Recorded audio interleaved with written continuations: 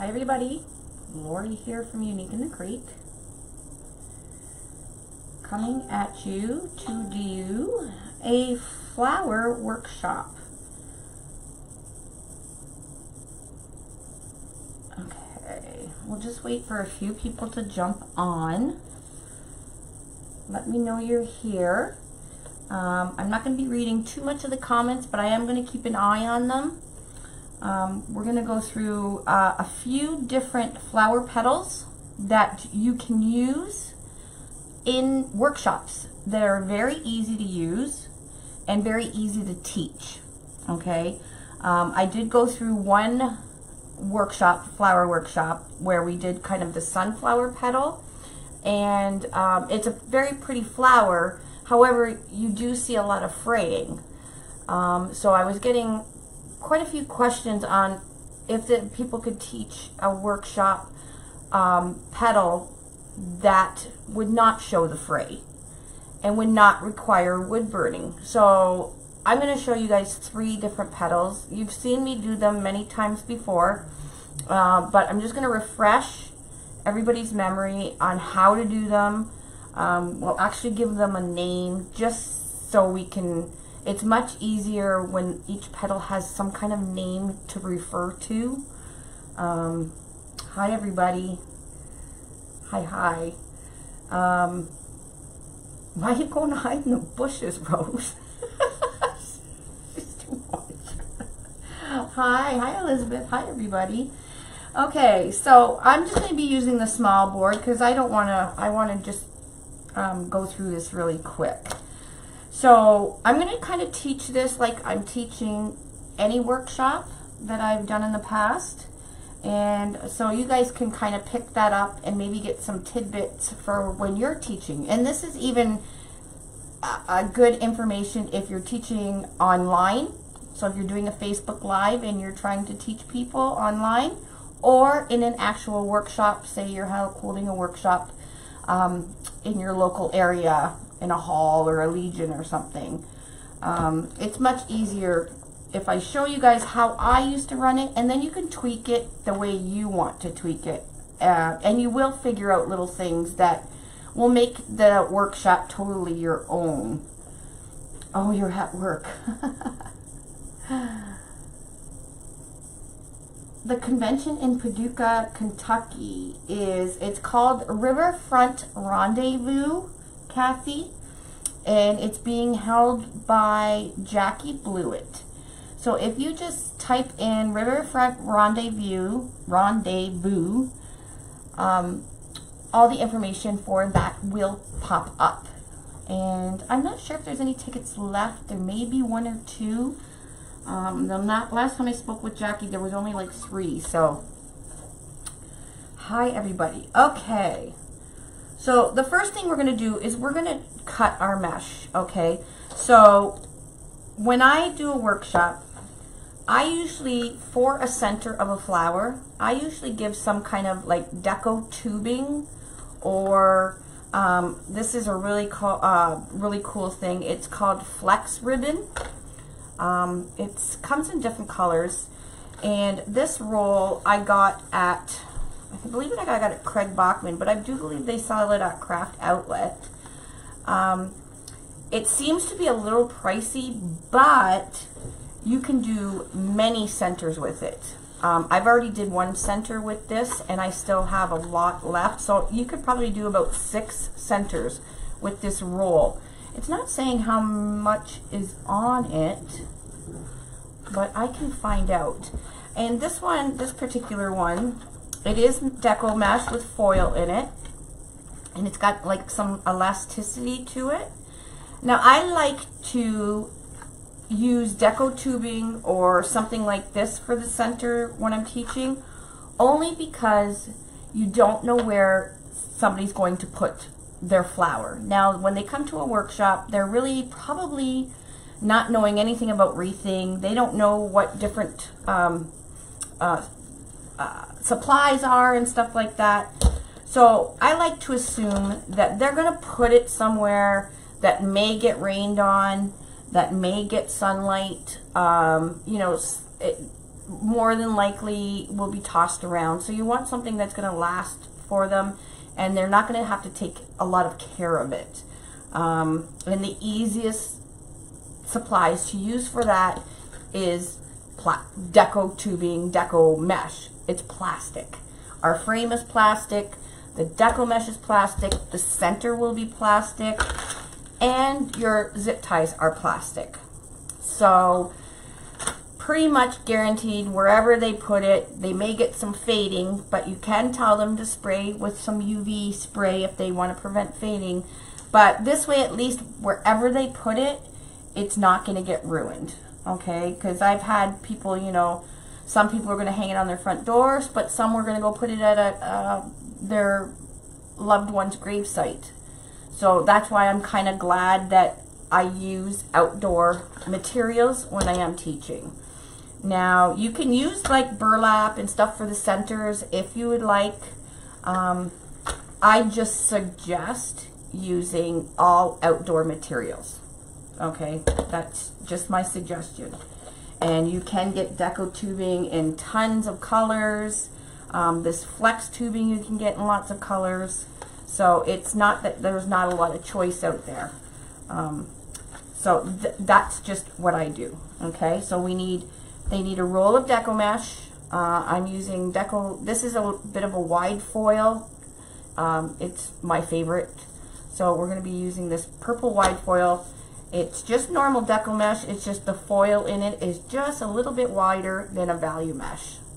I just find it's prettier. It gives it a little more sparkle. And like I said, this is also deco mesh. It's a ribbon instead of tubing. But if you were going to use tubing, you would use it the same as this. I also give everybody just a piece of cardboard. Now this is just a cardstock. Okay, you can buy cardstock. I buy sheets of cardstock 12 by 12 and I just cut them. When I was doing smaller workshops, I would just go to the dollar store and buy a piece of foam board and cut the foam board, because you can, you know, they would leave these and you can reuse them. So you don't need a ton of them, and it's very cheap to make these. And if they do get ruined, it doesn't matter. You can throw it in the garbage or whatever and make another one. But if you only have, you know, maybe 20 people, you might want to just go and get a couple pieces of foam board from the dollar store and cut your 9 by 6 inch measuring tool. I just call it a measuring tool because that's what it is. And it's much easier than, I used to tape the cloth, tape measures down. I used to have cutting mats for everybody. And we found it was just so much easier to give them a piece of cardboard or foam board and get them to cut their mesh the way I'm going to show you. Okay, everybody needs a pair of scissors. So if you don't have a ton of scissors, don't be shy to ask your people coming to your workshop to bring a pair of scissors. You know, if you only have 10 pair and you know half the people coming are perhaps your friends or family or something, just ask them to bring a pair of scissors. I used to just buy a bunch of scissors from the dollar store, and they lasted good, you know, 4 or 5, probably even maybe up to 10 classes, depending what we were cutting. So, and it's not too bad of an investment. Of course, you need the crepe board. You can use wireframe things. They're just a little bit harder, especially if you're going to teach a flower workshop. The flower workshop to teach on the wireframe is possible, but it's just more difficult. It's easier on the unique and the crepe boards because they're numbered. They know exactly where to put their zip tie, and everything's pretty much done for them. So it's taken all the guesswork out of the wreathing, and they just can enjoy, you know, their workshop time. Cable ties or zip ties, always 18 pound. 18 pound is the thickness of them, not the length. So 18 pound is thinner, and it's got a small head. Let me grab a bigger one.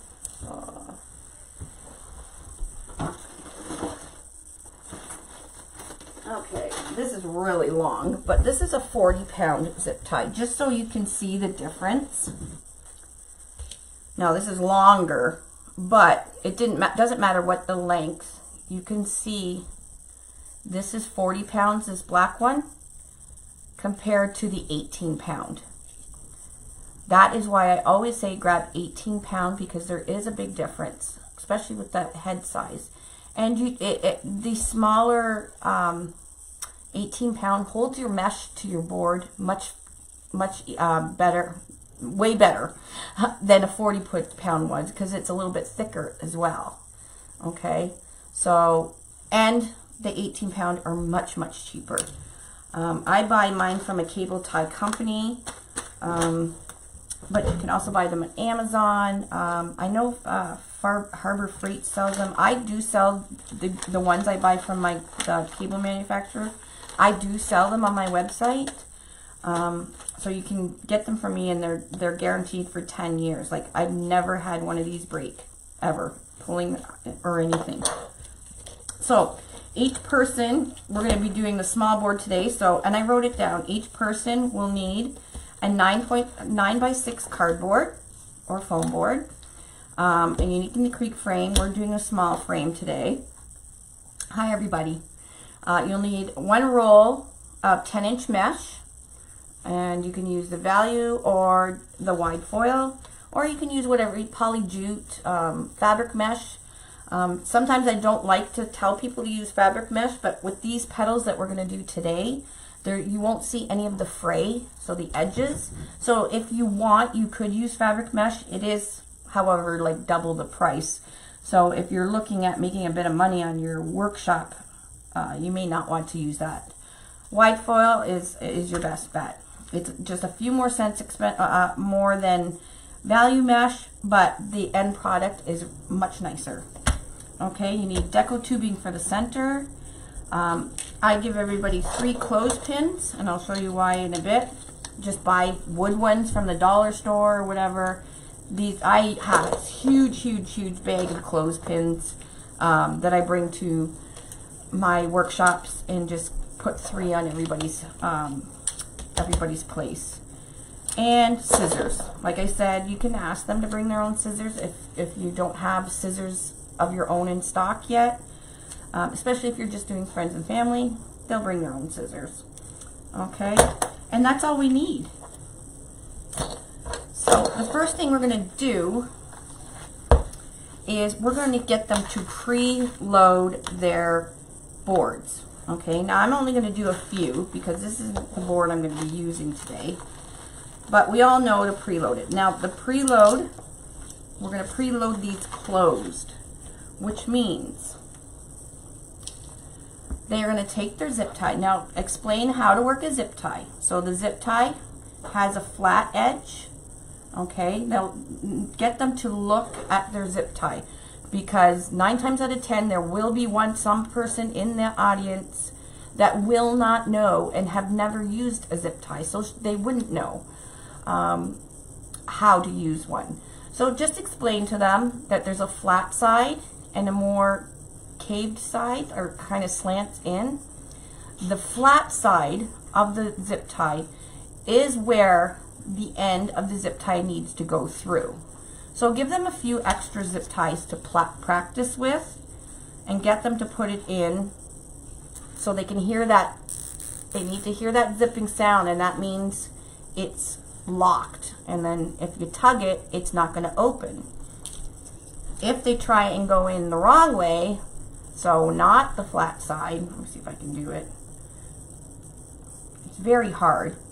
But if you're using cheaper zip ties, it's quite easy to go in the back way. That's why I like to use these ones, but I can't even really do it. Okay, I did it.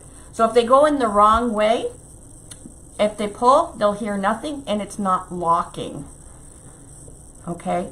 If you see that, now don't call anybody out, but if you see somebody that's struggling with their zip tie as you're walking around the room, just, you know, kind of take the zip tie from them, turn it around, and just go like that, so they realize that they put it in backwards. Okay?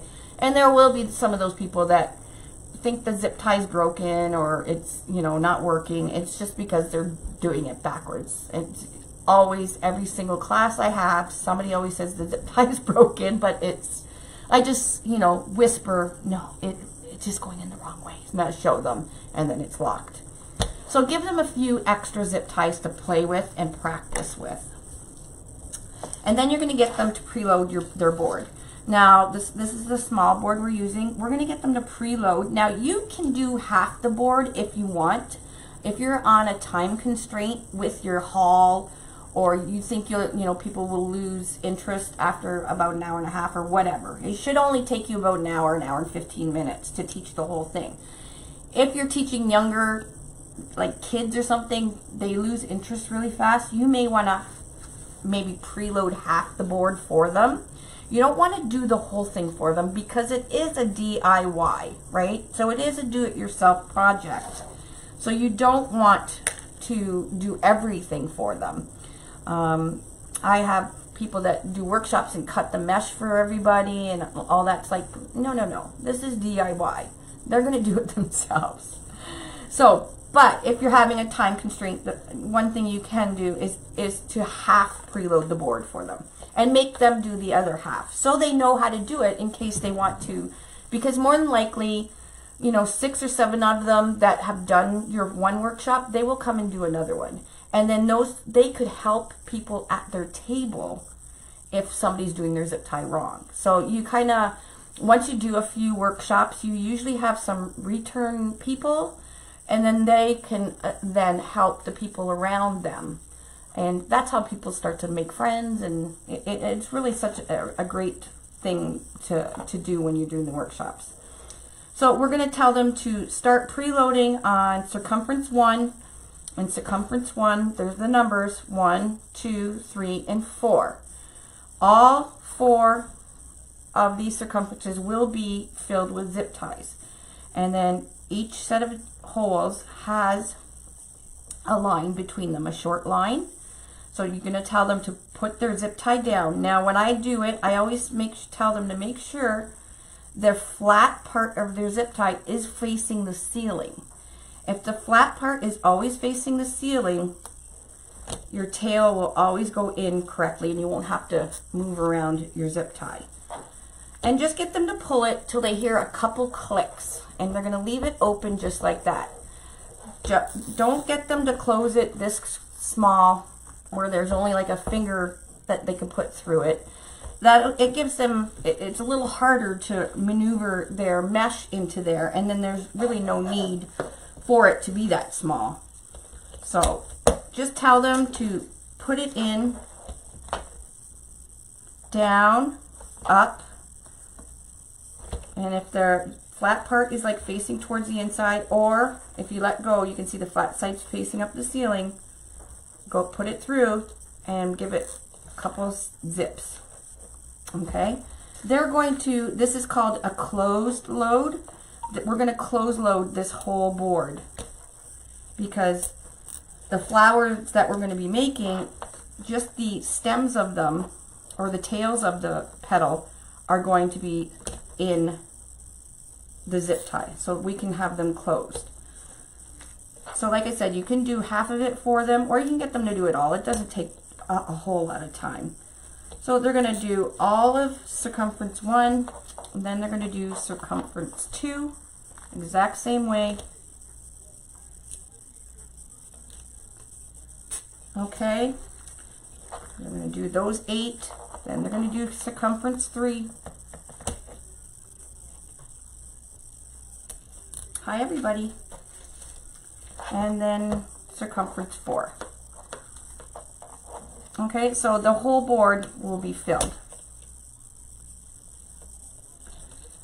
Okay, so once their board is filled, they're ready to go. So we're going to get them next to cut their mesh. So we'll get them to clean up all their zip ties. They will still need 5 more zip ties, but they don't need it right now. So you're going to give them I would give them 45 zip ties. That gives them a couple of them to screw up on, a couple of them to practice on. And I always have extra zip ties at the front of the class for me, and if they want more, then I give them a little bit more. I would not, unless you want to give them a whole package, so if you want them to have 100 of them, then just give them a whole package and then they can take the rest home with them. That's what I normally do, but if you're on a budget, you do not need to give them a whole pack. Okay, you can count them out for them. I actually get bags, and I make the bags, I make like a little swag bag almost of everything that they're going to need for their project. So I'll put the board in, I'll put their zip ties, I'll put their mesh in, their deco tubing, which I will cut out because we're not going to give them this whole roll. So once I show you how to do the center, you can actually cut out the deco tubing for them. It takes seconds. And then I always bring some extra. I always bring extra couple rolls of mesh. I always bring extra deco tubing just in case, you know, you've miscounted or something, or somebody really screws up bad and they need to start over, or they bring a friend. So bring a couple extra kits. If they bring a friend and you didn't know about the friend, you still get to make money because you have some extra kits. So always bring a couple extra kits with you. That's a word from me because it happens all the time. Or you get the last minuters. Oh, my friend wants to come in, and you know the class is starting 15 minutes prior and you're already setting up. You can just say, yeah, that's no problem, bring her, because you know you have an extra kit. Okay, so let's go into cutting the mesh. So if they don't have room on their table while they're working, I usually just tell them to put it under their chair so they know which frame is theirs, and then they have their workspace free again. Okay, so what they're going to do is they're going to unroll their mesh. Now don't get them, because you'll see some of them will throw them on the floor and everything else. Just tell them to roll it out about this much. And what they're going to do, on my cardboard, you can see I put 9 inches and I put 6 inches. There's a reason why I do it 9 by 6. 9 inches is because that's how long we're going to cut the deco mesh. And then the 6 inches I'm going to be using for the center, to make the center. So this is actually a 2-in-1 multi-purpose measurer. But it's great for workshops, like I said, because it's, you know, cheap, and if it gets thrown out, it's not a big deal. So what you're going to do is you're going to get them just to unroll a little bit. They can put their scissors on their mesh so it doesn't scratch, because it does scratch a lot. So I usually just put my scissors down on the mesh, roll it out, and you're going to get them to put it down lengthwise, because we want the 9 inches. Okay, we don't want it going like this, because if we flip it over, that's only going to give a 6-inch piece. We want it to be 9-inch pieces. Okay, so make sure that they're all facing it, and make sure you tell them, double check that your 9 is this way. All right, so you're going to get them to put the cardboard down and flip it over. All right, and this is where the clothespins come in. Now you can get them to keep flipping it, but it's so much easier, and they get a really good 9-inch piece instead of 9, 12, you know. If they have the cardboard in there, get them to get their clothespins. They can clothespin the 2 pieces at the top, and get them to clothespin the 2 pieces at the bottom. Okay. Now we have a pretty precise 9 inches. This piece will be pretty precise, and the piece underneath will be pretty precise. So what they're going to do, I'm going to roll it out a bit, and you're going to get them to just flip it. Now you want to get them to flip it pretty tight, because we want semi half decent pieces of 9-inch. They're not going to be absolutely perfect, but it doesn't really matter, because once we start folding petals, you can't really tell. But we just don't want them to run out of mesh. That is the big thing. So you can get them to flip it over about 6 or 7 times. And you can see I'm just doing it slowly and getting to fold it down a bit. And it's nice and tight around my cardboard still. Okay. So once you they've flipped it. How many times did I flip it? 2, 3, 4, 5, 6, 7. So I flipped it over. I have about 7 flips there. You're going to take the clothespin off and get them to clothespin that whole section. Okay, and then take this one off and clothespin that whole section. That way, when you let go of everything, it's not going to all unravel on them, and they still have their nice 9-inch pieces. Okay, then we're going to cut it off the roll. Let's see if I can use, I have my scissors holding it down, so just tell them that usually they have their phone or just something to keep the roll, the mesh roll spread out a bit. And they're going to cut it off the roll. Just like that. So they're going to have a stack of deco mesh just like this. Okay, now I like to push and flatten it down because they are going to cut up this folded area right here. And if they push it down, it gives a little space from the cardboard that they can get their scissors in there. Okay, and then just cut it up the side. Now you want to make sure that they got all their mesh, and it's not hard. You can kind of get them to check to make sure they went all the way through, but they just open it up like that and they can see the cardboards there. Okay, now because we have it clothespin still, it's not going to fly open and they won't have to figure out where the middle is to cut the other side. You just get them to turn it around, press it down, and cut up this side again.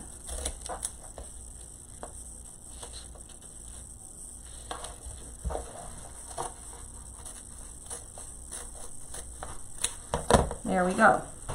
So now they can take the clothespins off. Okay? And the third clothespin is for them when their pieces are done being cut. They can take the third clothespin and use the clothespin to keep their pieces together so they don't have them all over the table. Okay? And then just in that, we've got 1, 2, 3, 4, 5, 6, 8 pieces of mesh cut within that, you know, few minutes.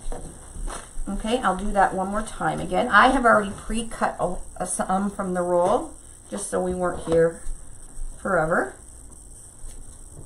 A little stringy hanging off here. All right, so we'll do it again. I'll just leave my water bottle on there. Okay, so they're going to put have their clothespins ready. And we're going to flip this over, make sure it's the 9-inch way. Keep reminding them about the 9-inch because I've done it myself. I've cut the 6-inch end and not even realize because I was talking and not paying attention. So while they are doing this, I'm not standing up at the front doing it myself. I'm walking around the room to make sure everybody's doing it correctly, to make sure anybody has questions. I'm asking, you know, I'm looking around to see if anybody's struggling because there are people out there that won't ask for help. They will just try and figure it out on their own. So those people I really look for because I just bring it upon myself because I am the teacher to go up and, you know, not criticize them or anything, but just to say, if you do it like this, it's just a little bit easier. And they're really thankful for that. So, and then once you see that most everybody has their stuff cut, then go back up. Usually I'm on the stage, but go wherever you're teaching at the front. Once you see that most people have it all done, because you will have some are slow, some are fast, and that's just the way of a workshop.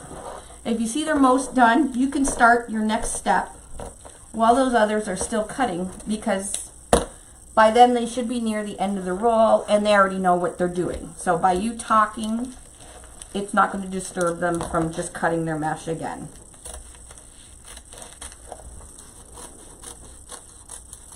So, for those of you who are cutting everybody's mesh for your workshop, stop. Look how much time it would take to do 20 rolls of mesh when they can do it in like 5 minutes. And just, it's DIY. You gotta remember, they're there to make something with their own hands. And this really is not hard.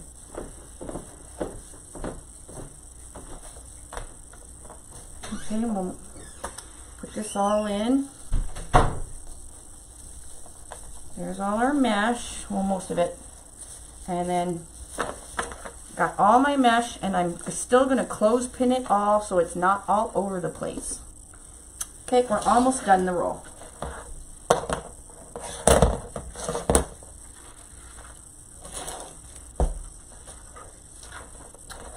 And for sharp scissors, I use these are very dull. They even have notches in them for me cutting wire and stuff like I'm not supposed to be doing with scissors like that, but they do. So they're not the sharpest. So you can use your scissor, like you don't have to have the sharpest Fisker scissors. Like you can use scissors from the dollar store, because it's just cutting mesh and it's plastic. So unless they're completely super dull, most scissors will cut through the mesh. So I'm just going to finish off this roll. I'm just flipping. I'm not going to use it very end piece. Okay, I'm going to take this off. I hate the end. Everybody hates the end. It's so curly. But we need the whole roll. Okay. I'm just going to cut this off. Now have garbage pails wherever, however you have your tables set up. I used to have tables of four round big tables, and then 2 big garbage pails in the center. Whatever hall or whatever you're using, they usually provide garbage cans for you. So make sure you put them in the center where everybody that comes to your workshop can see where they are. That way at the end of your workshop, you're not spending an hour cleaning up. So you tell them this is recyclable. So if there's a recycle box, throw the recycle box in the center of the room as well, and they tell them all to go put their rolls into the recycling container, and then the plastic wrapping, that can just go in the garbage. So try and get them to clean up after themselves so you don't have to do it at the end, because it's a pain. Because by the time the end of workshop, you just want to go home. You're tired. You got a pocket full of cash, but you're tired. And when I'm teaching a workshop, it's funny that I start a wreath, and just to start and show people how to start it. I never end up making a wreath at a workshop, because once I start it, I go around to make sure everybody's doing what I just told them, and I never end up having to do it. Now, saying that, you should always have a wreath made that you're teaching, that you've made yourself at your event. Okay? Have it on display somewhere, and make sure you're the one that made it. Okay? Because if you come across any problems and you didn't make that wreath, you won't know how to solve those problems. Okay? And people are visual. If they can see what you're making at the end, they'll be able to visualize what you're trying to show them and how it's going to look at the end result. Because at the beginning, they really can't get the concept of why they're doing it that way.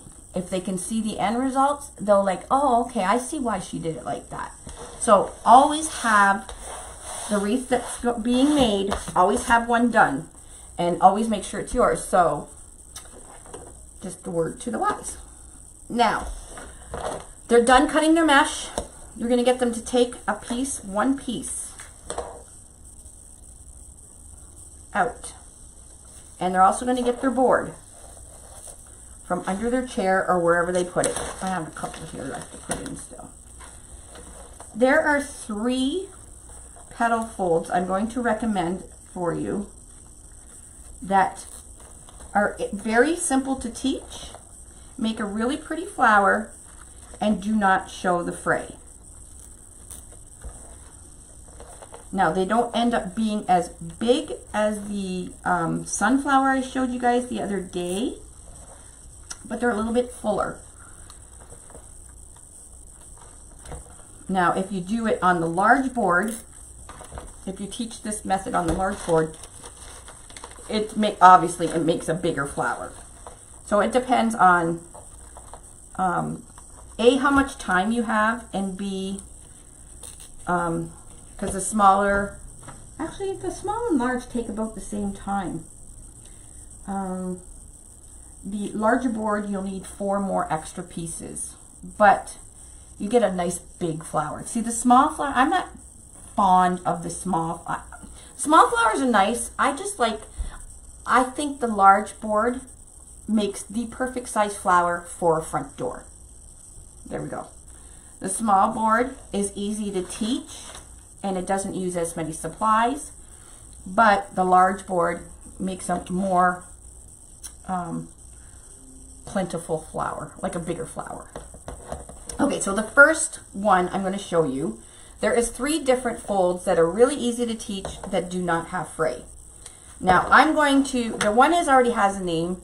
I'm going to name the other 2 just for teaching purposes because I have no idea how to tell you guys. I don't know if other people have done them. I've done them several times. I've never named them. Just for teaching purposes, I'm going to give them a name. So I just kind of held them up and said to Dave, what does this look like? He said it, and I said, okay, that's the name. This petal is called a Harvey petal.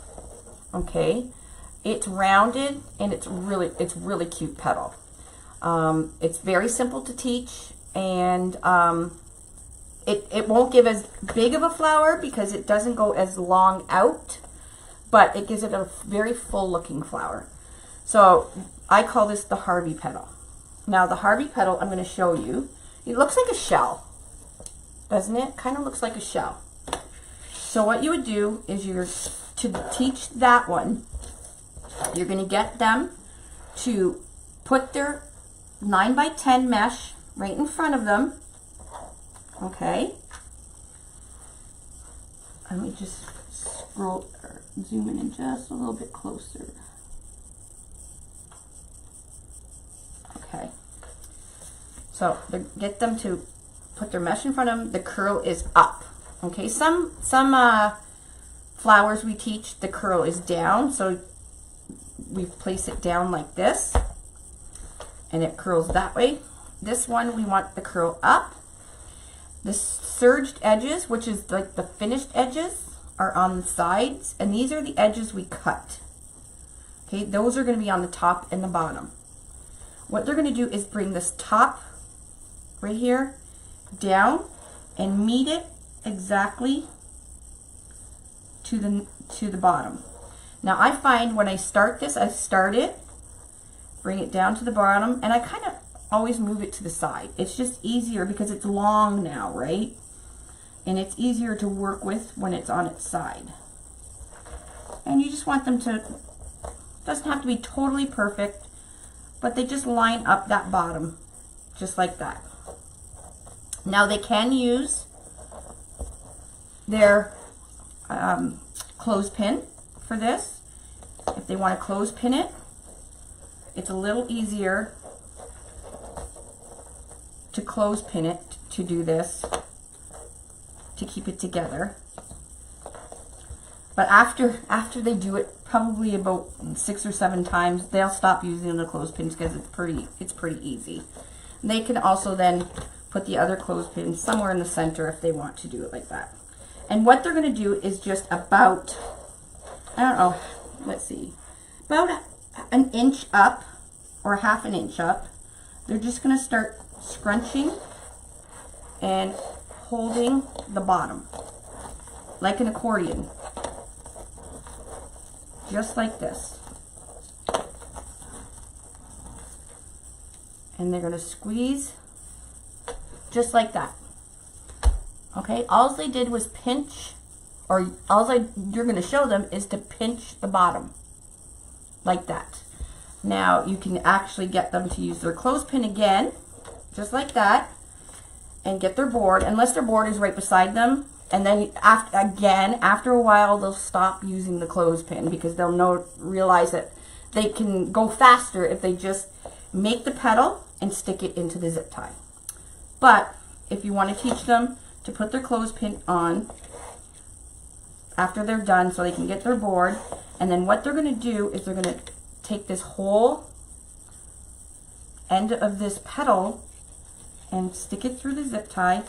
Now, if they put it in just before it reaches, the tail reaches the second line of circumference 2, that's as far as they need to put it in, okay?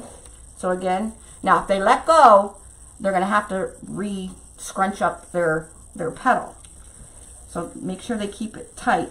So I'm gonna put it into the one I made here. So I'm gonna put it in, just like that, and then they're gonna zip it up nice and tight. So all they have to do is pull, and then once they get it down to the mesh, they can hold the head of that zip tie and pull a little bit harder, okay? Now you may, if you're teaching elderly people, their hands will get a little bit tired after a while, so you may have to go around and help pull zip ties maybe, or even people, I've never really had it, more of the elderly people, they have people that came with them and that they help them do that, okay? And then they're just gonna snip off the tail. Now, when I do workshops, I do put a Tupperware container, or just, I got this from the dollar store, some kind of bucket in the center of the table. You can even give them their own paper plate or styrofoam plate, which is really cheap. Give them each their own plate, and they can put the tails right on to the plate, and then when they're done cutting all the tails, they can just dump the tails into the garbage and save your paper plates. So it's just a way to keep control of all the clutter and garbage, again, for the end of your workshop, and you're not cleaning up a ton of stuff. So if you give them, like I said, even a styrofoam bowl from, like the dollar store sells the big stacks of them, give them a bowl or something, each person, and so they can throw their tails in. And it's less hassle for you. So I'm going to do that again one more time. So I'll take my piece of my mesh off my, alright, so we're going to fold this down. I kind of swing it to the side, and I'm right-handed, so I always have the cut sides going out this way. Now, if you want to just show them without the clothespins, all they have to do, they can start in the middle and work their way to one side, and then scrunch and pinch the other side. Okay, I'll do that again. If you have it all lined up, just pinch the middle. That way you got control of the both sides pretty much. So you're going to go up, forward, look like about 3 scrunches, and then back 1, 2. All right. Then they don't have to fool around. But if they have the clothespins, should they need help, if they keep, if it keeps letting go on them, show them how to use the clothespin, and eventually they'll figure out how to do it. And then they're going to stick it in. So about to the next number 2 and zip it up. Okay. So that is the Harvey pedal. Now if you fill this hole all in, it's really, really pretty. Somebody just did one with 6-inch burlap. It's absolutely stunning. So you could do the whole thing. It's more of a rounded, Rosie calls it a rosy posy. So it's a rounded, more of a rounded flower. Okay, so they can do it that way. Now I'm showing you these 3 petals, and you can teach whatever petal you feel that you want to teach. Okay, I'm just showing you a few easy ones for you to teach workshops that won't have any fray. Okay, I will complete one. We'll just see what the consensus is when I'm done showing these petals of which one I should continue on with. Okay, so next we're going to do, Dave said this one looks like a cape. It does kind of look like a cape. It's almost like a lolly petal, which I wouldn't suggest showing people how to do the lolly petal because you guys even curse at that. Even though it's really, really cute, lolly petal is really rounded. It looks like a spoon. This is kind of the same thing, but it's very open, and it will give a very beautiful large flower. This one's kind of my favorite. The only thing is if they don't fold each petal like exactly the same, sometimes the end product looks a little bit wonky. So they may have to go and straighten out their folds here. This one's pretty much a no-fail. The spade one is pretty much a no-fail. This one's a little trickier, but it does make a really pretty flower, and it's not hard, and I'll show you. So you're going to get them to take a piece of mesh again. Okay. It's cut 9 by 10 again. The serged edges, and then we have our cut edges. We're going to have it with the curl going up. You're going to get them to turn it into a diamond shape, just like this. You're going to bring this corner down to the other corner, okay? And all you're going to do is bring this corner down. So you're going to bring it, and it kind of folds, faces downwards, just like that, okay? And then this one, just like that. And that's what you have, right? So it's not really pointed, and it's almost, the two are almost butt up against each other. Can you see that? Okay, and then you're going to just scrunch it about an inch up, and it gives you that kind of like a cape. It looks like a cape. Okay, and then they're going to stick it, and deco mesh on deco mesh really loves to stick together. They're going to put it in, hold it down with one hand, so just hold it in the middle there, and then they can do up their zip ties. Okay, so that's more of what we call a cape petal. I'll do that one again. Okay, so again, fold is up, or the curl is up, sorry. You've got your edges, your serged edges. You're going to get them to turn it into a diamond. Bring this corner down to the other corner. Now you won't have it perfectly matching because it's a 9-inch piece. You can do a 10-inch piece, but you're going to have to use more than one roll. That's why I always say 9-inch, because that extra inch, you can't tell when the flower is finished. But for teaching purposes, you can tell because you need to have more than one roll. Okay, so that's why I get 9 inches. So you're going to make that kind of umbrella shape. Take the corner, just bring it down to the other corner. So it's almost, this corner is almost meeting this corner right here. And then this one is just bringing down again. And it's kind of wrapped over like a cape. And then you're going to go about 1 inch, scrunched up. Now again, you can have your people use a clothespin to hold it if they need to move their board so they don't have to let go. And they can let go, put the tail in. Now this tail's going in just a little past the 1 inch. I like to have it where the fold is almost hitting the board. So for putting it in, this one was more, you could tell them just before this next circumference. This one, the tail is a little bit longer, and because it's pointy, the tail is pointy. I just stick it in till this part is just about at the board and zip it up. Now it may interfere with the next petal. Normally, once I cut these row of zip ties off, you can still stick in another one, and it gives a little bit better coverage. If they want to cut it, all they have to do is snip off the tail right before this next circumference and get them to throw it in their little garbage receptacle that you've given them. Okay, really, really stress about cleaning up after themselves and staying organized, because it's much, much easier to teach a class that's organized than have chaos everywhere. So get the clothespins so they don't have mesh all over their tables, because they will. Trust me.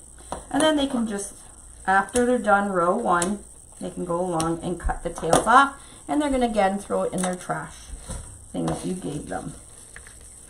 Okay, so that's the second petal. And it really does make a really pretty flower. It's almost like a daisy. I think I did the daisy pretty close to this. It makes a really, really pretty flower. Okay, and it's rounded. Now, the next petal, I just called the spade petal. It's pointed. I use this a lot in the Franklin flower. It's very, very simple to make. You can use it either with the seam of the petal up or the seam of the petal down. You can let them decide that.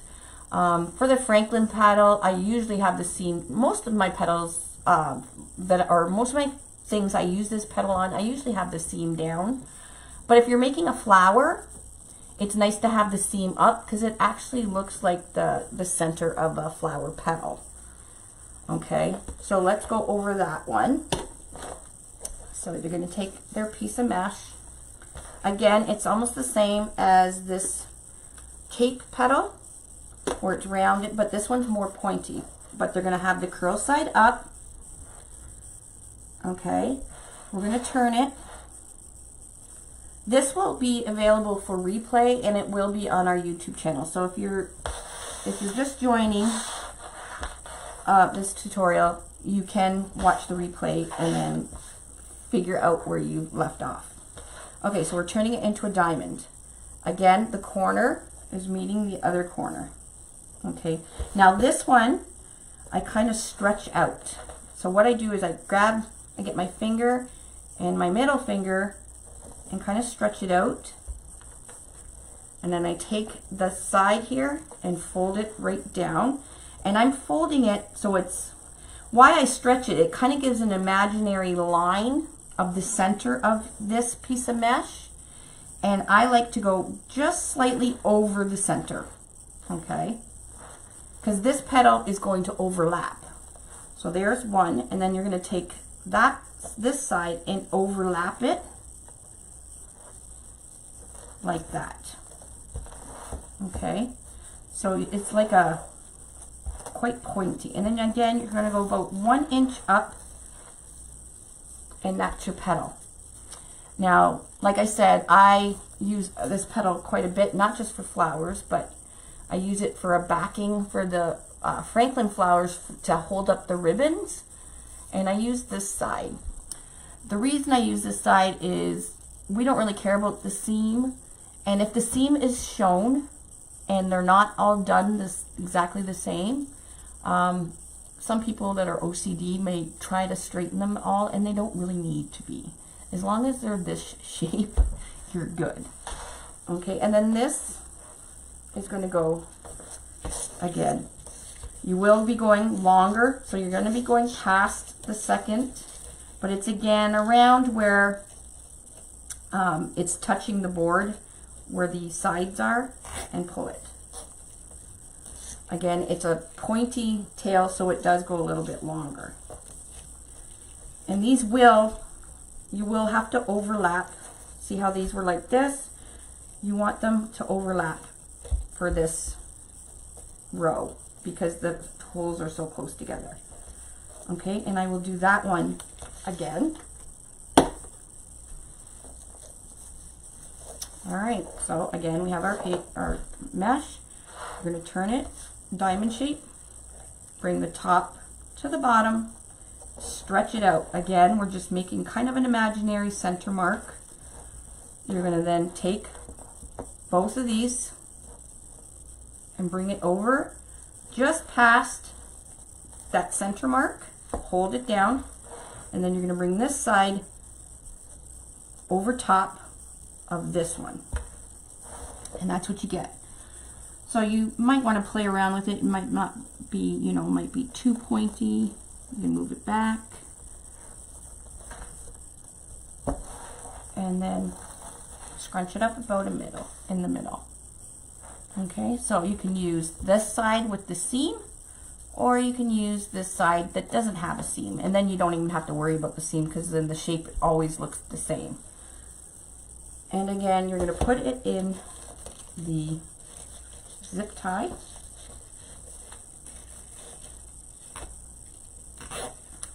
And zip it up. Okay, and again, these are going to overlap. And once you've got them in the zip tie, you're going to cut the tails of the zip ties off and then put them in the garbage. You can get them, they can trim this if it gets in the way. So we're not going to see that. Just like that. Okay, so we have 3 really simple petals with just normal 10-inch deco mesh. They all 3 make a different looking flower. Okay, it just depends what you would like. You are the teacher. They don't know these different petals, and as you start putting more petals on, they all start to overlap, and we are going to complete a whole flower doing this. I think I might do this one. So I'll do a whole flower doing this one, because this one I'm going to do with one night this week with actual 6-inch or 5.5-inch burlap. And this petal, it's a little trickier. It is very pretty, but for teaching purposes right now, since I've been on for a little bit, I'm going to do this one because it's really quick. So I'm going to snip these off. Is there any questions? Barbara, honey, I didn't put an alert out for this. I just had some time, and I've been wanting to do this, and I had some time, and I just decided to jump on. Sorry, lately I have, time is really, really scarce for me right now, so whenever I have time, I just kind of go, and it's not planned. But, of course, you can watch the replay, so. Is there any questions?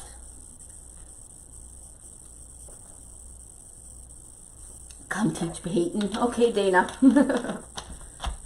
Okay, so I'm going to snip these ones off, and I'm going to be reusing them, and we're going to go and finish this wreath with these ones. So, if you make a mistake, all you have to do is these are wires. Actually, they're tile cutters, but you can get them. I bought a bunch of them. I still have them at my warehouse in the jewelry section of any of the craft stores. And they're wire cutters, but they're flat, so you get right to the head of the zip tie. And they fit in your hand really nice. Oh boy, I've been on for an hour. There was my clock. Okay, so I'm going to whip this together so we can get the center done, because I do want you guys to see the end product. Oh shoot, and I snipped some of these.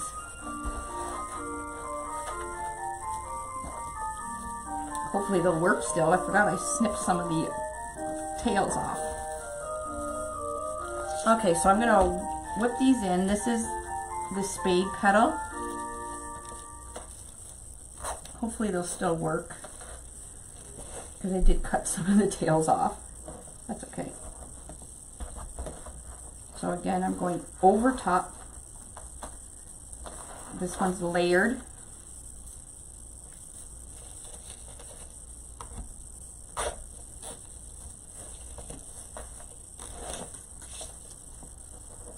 So if you stretch it out, you get more of the point, and that's why I say stretch out the center.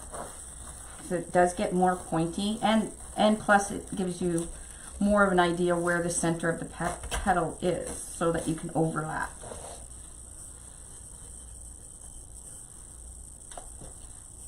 Wow, thank you all for joining me.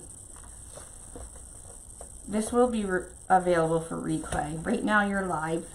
You see the red thing up in the left-hand corner. It means you're live.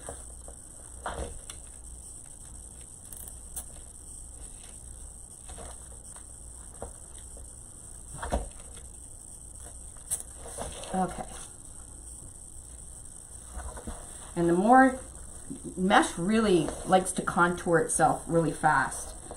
So, and the more you play and handle mesh, the more fray it does.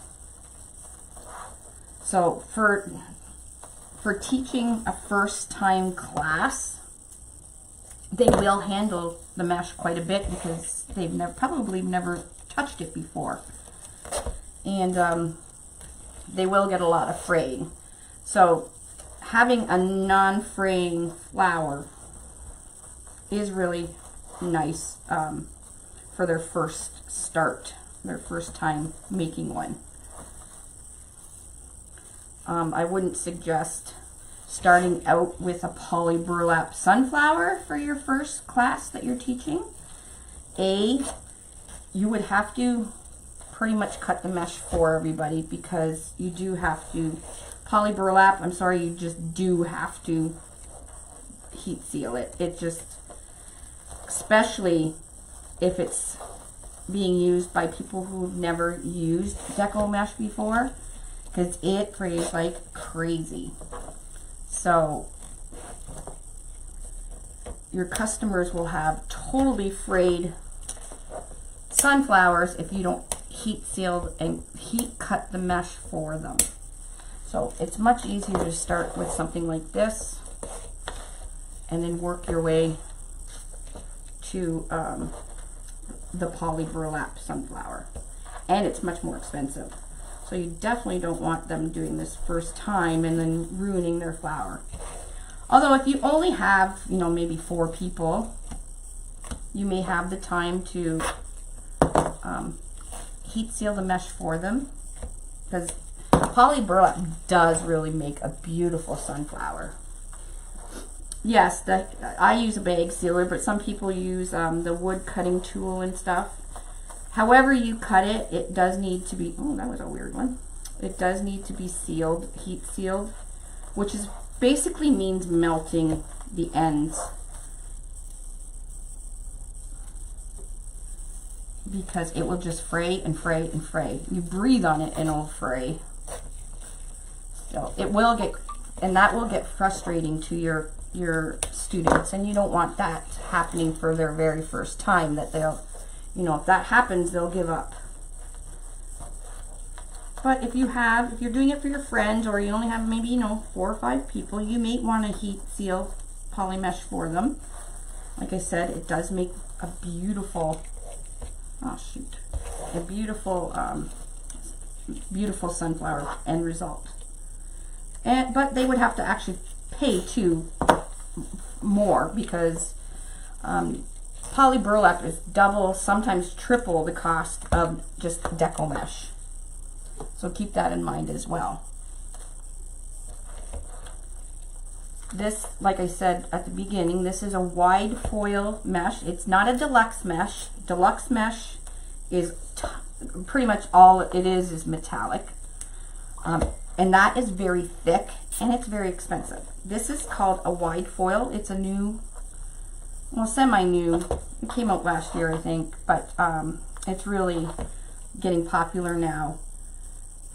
It's just a little bit of a wider foil than the normal value mesh,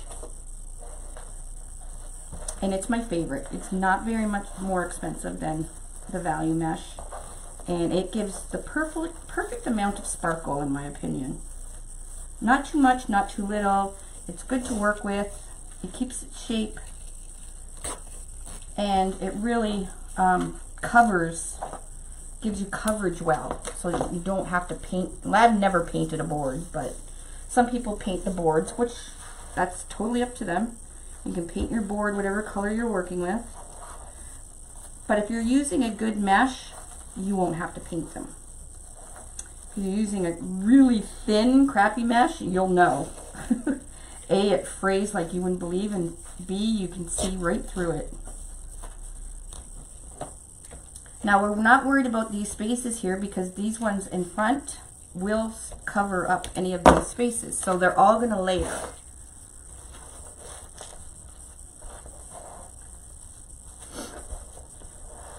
Sorry, I'm going fast, but if you're just joining us and you want to know how to make this petal, you can watch the replay. I went through 3 different petals that you can do for workshops, and this is just one that's fairly fast and easy. So I'm going to get to the center. So we are on our last one for the outside row.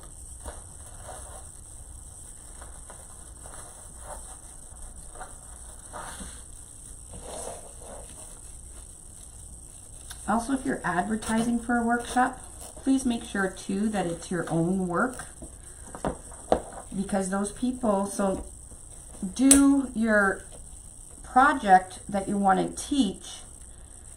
Remember how I said make sure you have one at the workshop available so people can see it? Use that one for your pictures to advertise, because they will expect to see that particular wreath that you just advertised, okay?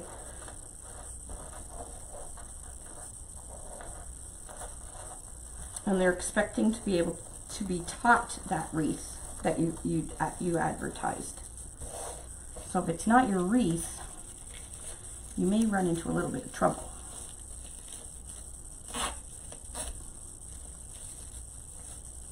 That one's a little wonky.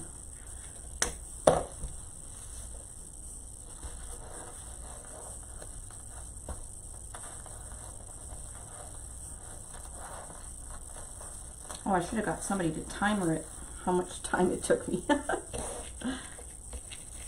So now we're going in around circumference 2. My hands are slippery.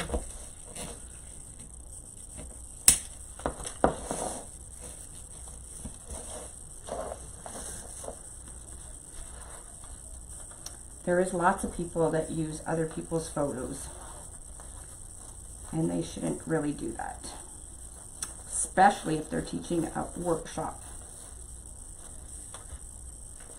because they better hope if they're teaching that photo that they posted that they know exactly how to make it, because that's what people are going to pay for. Wow, this looks blue. It's actually a really dark purple, this mesh I'm using.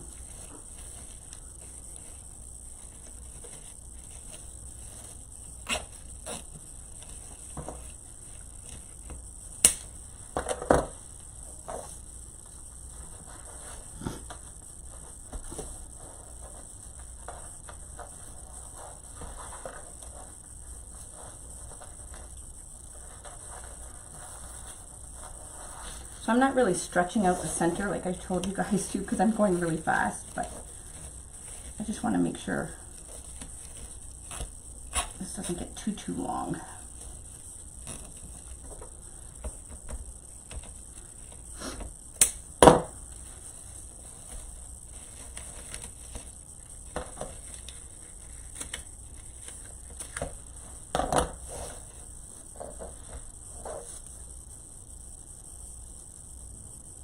Congratulations, Leslie. Leslie just hit 1,000 followers. That is awesome. Way to go. There's a lot of people that are almost at the 1,000. That's fabulous, you guys. You guys are doing really well.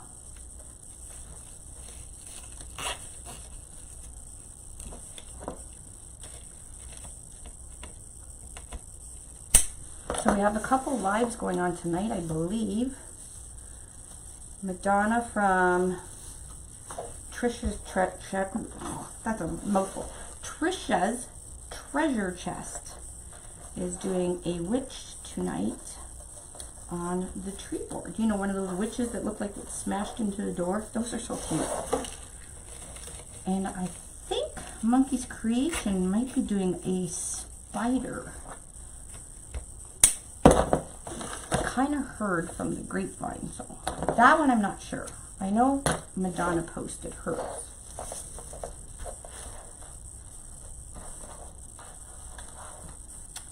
But workshops are, I really enjoyed workshops.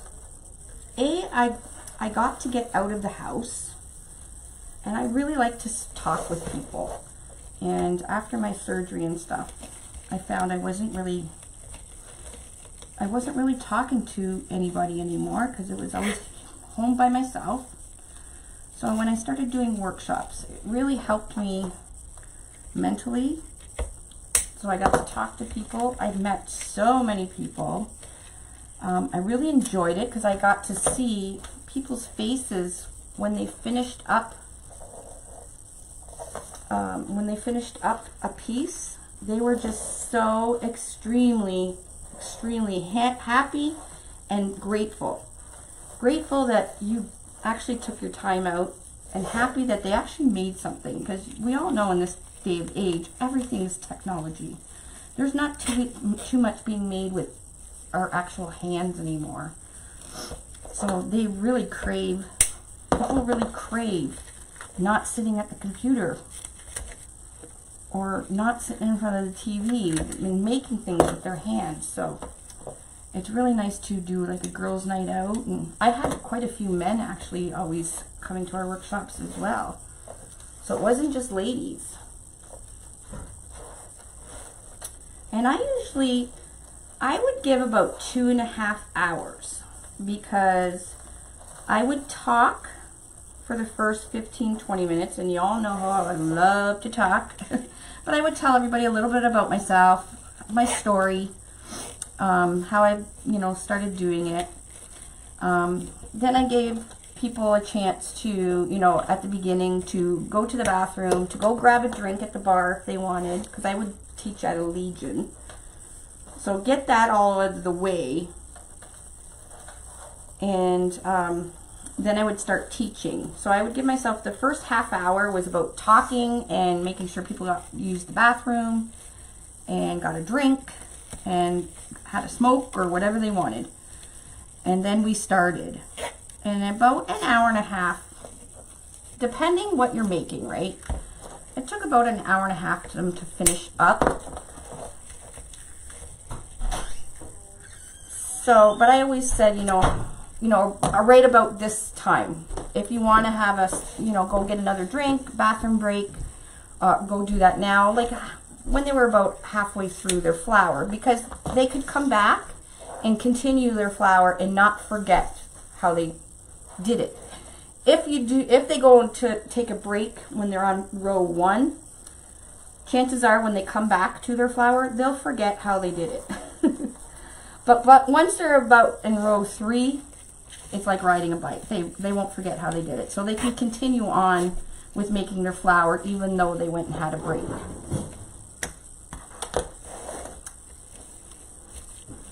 And then, like I said, I wouldn't even end up making a whole wreath. I would teach, 30, 40 people how to make a wreath, and at the end of the night, I didn't even make one. It's kind of nice. But you have to be social. You have to go around, make sure everybody knows what they're doing is okay, feels comfortable. If you see someone that's not talking to their, usually people by, half an hour into the workshop, everybody at that table is talking to everybody. If you see someone that is not like that, maybe spend a little bit more time with them, talking to them. They may be very, very shy. You can start talking to the people at their table, maybe asking everybody their names, and that way the people at their table know the shy person's name and will start talking to her or him. So it's just kind of breaking the ice. And like, there's really not a lot to teaching this. It's more about making sure they have a good time, they feel comfortable. You don't want anybody leaving feeling like they're incapable or stupid or anything like that. That's like the worst thing. And if they're really, really struggling and you've seen they've done half their flower and they're not going to make it in time, I would go and quickly whip up a couple rows for them to catch up to everybody else. Because there is, you know, people that are much, much faster than others. So we don't want them to feel, you know, inept or anything. So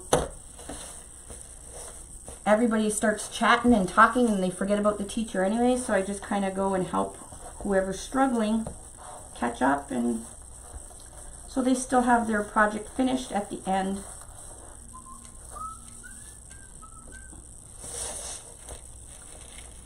All right, a couple more and we're done, and we'll do the center.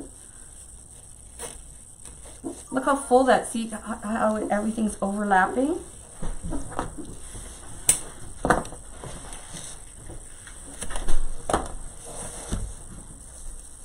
Now we're into the inside. I hate the inside pieces, they curl so much. Huh? Yeah, I'm still on the line. I'm going in depth, honey.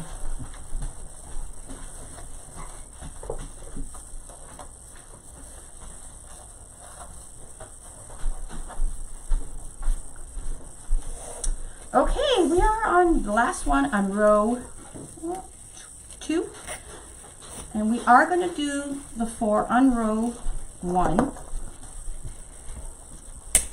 because we want, you could use a lot of deco tubing to fill up this area, but you have extra mesh left, so you might as well use it. It's cheaper than the deco tubing, and I'll show you what I mean like when we get to the deco tubing. But get them to fill row 1 as well. Okay? It just helps with coverage.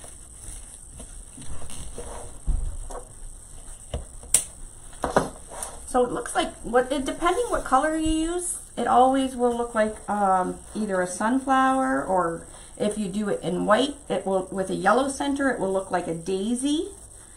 If you do it in purples and burgundies and stuff like that, it'll look like a mum. If you do it in yellows and summer fun colors, like pinks and stuff in the summer, then it will look like, what's that flower's name? I never be able to pronounce it right. Anyways, it looks like sunflower. Okay, we've got 2 more.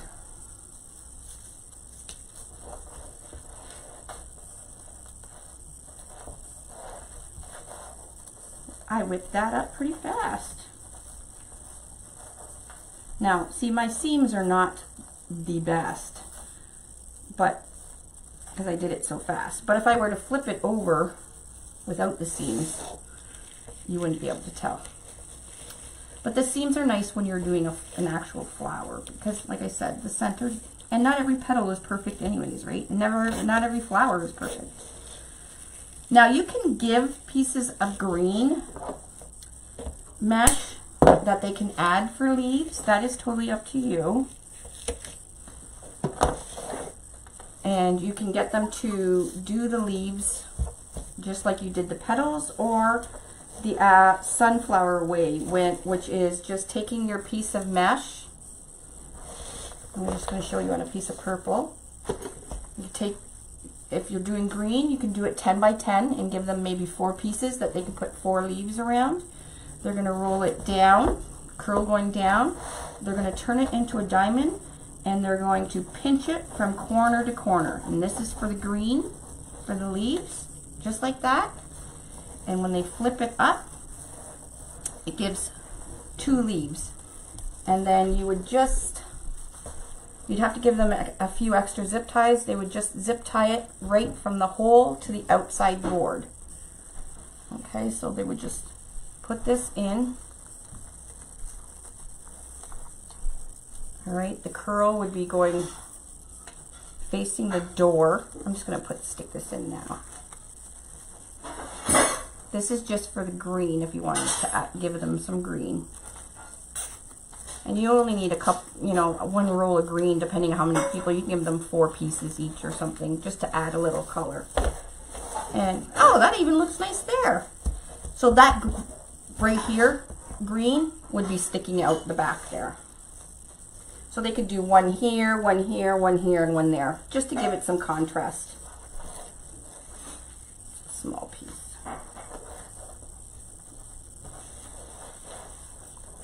All right, we're almost done. One more piece. All right, we are done. The petals.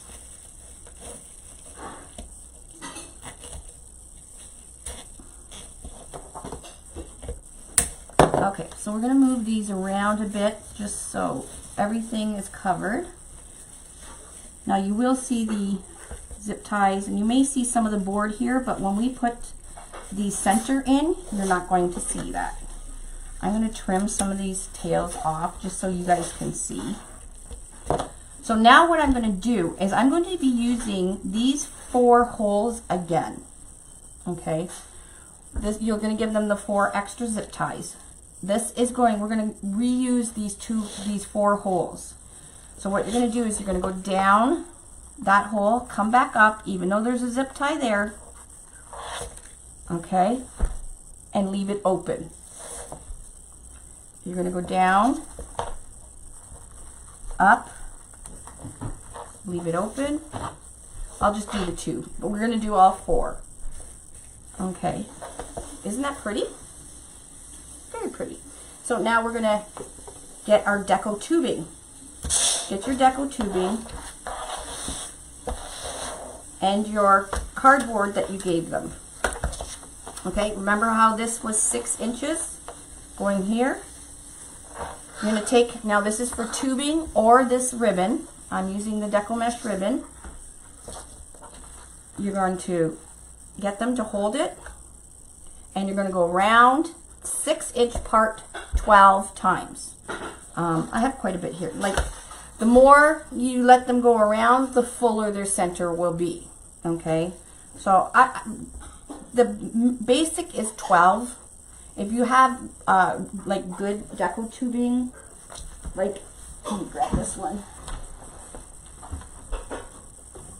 because you can get, just like mesh, you can get not the greatest deco tubing, like from the dollar store. So this is a really good deco tubing. It's thick, it's got lots of coverage, and it makes a really pretty center. Okay, I get that at Craft Outlet, any Trendy Tree, Wreath Shop, anywhere that sells mesh, you'll get good deco tubing. If you're using Dollar Tree deco tubing, you're going to have to go around probably 16 or 18 times. But for this, it's pretty good.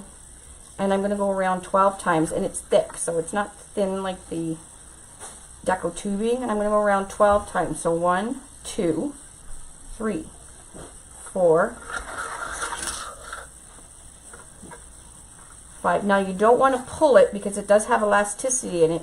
We want to make sure we got a good 6 inches. I lost count. 2, 3, 4, 5, 6, 7, 8,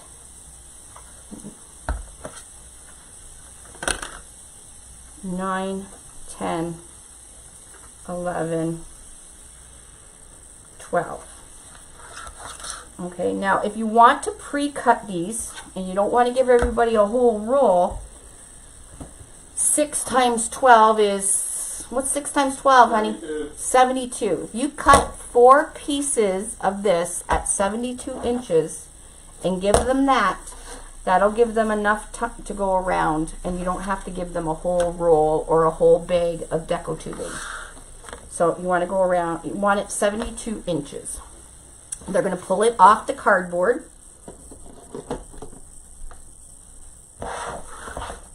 And fold it in half. What they're going to do is where the half is, the center, they're just going to place it right over top of the zip tie, just like this, and they're going to zip tie it up. Nice and tight. Okay, and we'll clip that off. Now we're not gonna open these up yet. We're gonna put the rest of the 4 in, and then we'll open it all up. If you open it up now, it's going to be really hard to find the other zip ties. So it's much easier to leave it closed for now. Okay, again, we're going to do 12. I even wrote 12 times on, so you might want to do that too, so they don't keep asking. 2, 3, 4, 5, 6, 7, 8, 9, 10, 11, 12. And cut it off. Okay, pull it off. I'm going to put the center right over top of the zip tie and do this one up. Now you can pre-do them up, like close do them and then feed it through if you want as well. That's up to you. Okay, we got 2 more of those to do. We got 2 more zip ties to put in. And that is pretty much all it is to do one of these flowers. And like I said, there's 3 different petals. They all make different kinds of flowers, but they're all fairly easy to teach. I think this one is the easiest if you're using like a poly or a value mesh for coverage. And it's easy to do. And look all the layers, so it's pretty cute. And keep in mind, somebody that makes one of these has never done anything like this in their lives, so it doesn't even matter what it looks like. They're gonna love it anyways, and you will see the smiles on everybody's face. 4, 5, 6, 7, 8,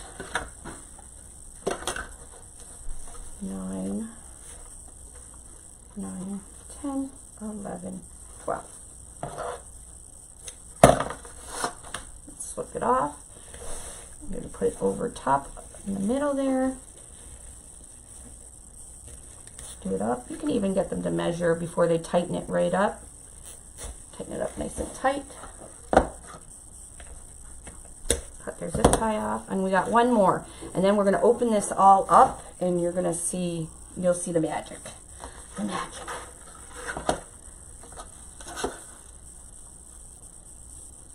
Well, you're very welcome for everything, guys. It is wreathing season. People love, especially they love to make their own gifts too. So this is really helpful, especially Christmas. So if you get some red deco mesh and some gold tubing, you have a poinsettia and they will love it. 2, 3, 4, 5, 6, 7, 8, 9, 10, 11, 12. Now keep in mind when you're pricing your workshops, keep in mind they're making it themselves, so it's you're just wanting to recoup time that you did for getting all the stuff together. You have to consider how much you're paying for the haul and how much your supplies are. And then figure out your price like that. You don't really want to gouge people either, because then they won't come back or you won't get a full class. You just got to weigh your pros and cons. Pros, you're getting, you know, people are making, you know, maybe there's 10 wreaths being made that you don't have to make, and you're using maybe 2 hours of your time just to show them how to make it. So you didn't have to spend all that time making it. So now we're just going to separate and open these loops up. So I'll just start with the outside ones. And I'm just pulling them apart. It's a little easier with the deco tubing because the deco tubing pretty much comes apart by itself.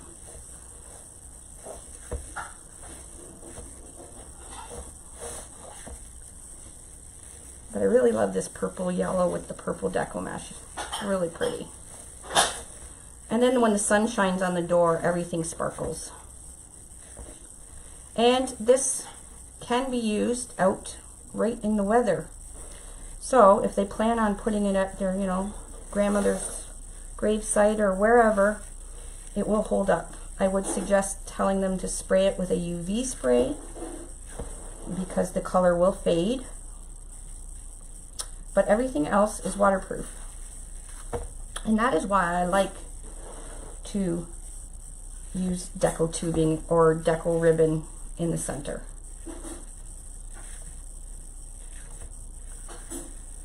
Because now I'm not too concerned of where they're going to put it, because I know they're not going to be messaging me that their wreath fell apart like a week later or whatever.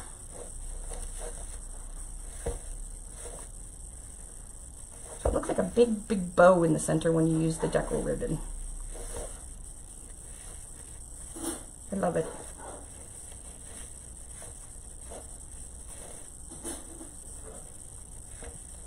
And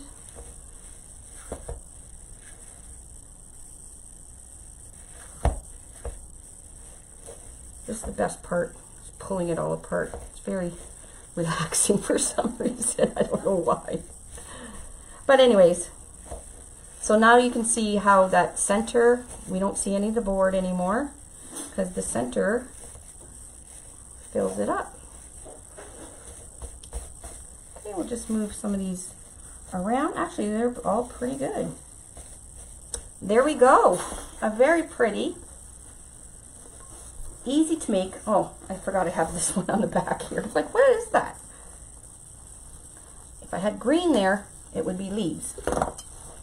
There we go. A very pretty fall mum to put on a door, retirement home, at a cemetery, you know, outside on a gate. It will be weatherproof. I like to use Scotchgard for my UV. You can buy this on Amazon, or you can also get SunGuard for it's for outdoor furniture and everything. It just has UV protectant in it, and it prevents from fading. You don't want your mesh all fading. Although this color faded would be probably really pretty. Would be more lilac, but there we go. So it's very easy. If you have any questions on how to run a workshop, don't hesitate to message me and ask. Oh, we forgot the hanging hole. I'm sorry. That was my bad. To hang this, all you're going to do is get them to take another zip tie, and there's 2 holes that are just kind of just sitting there doing nothing. You put, and on the other side they are divoted in or chamfered in. You just get them to put a zip tie through the back, through those 2 holes, and now they have a hanger. Sorry, I forgot that in the beginning.